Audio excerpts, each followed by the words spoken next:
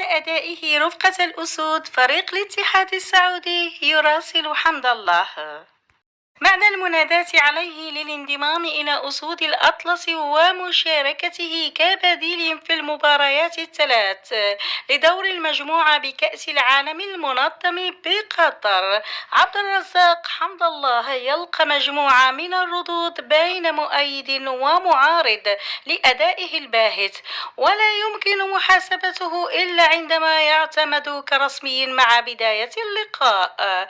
رغم ذلك نشر ناديه الاتحاد السعودي عبر حسابه على موقع التواصل الاجتماعي تويتر تهنئة للمغرب عبد الرزاق حمد الله بعد التأهل إلى الدور 16 ببطولة كأس العالم قطر 2022.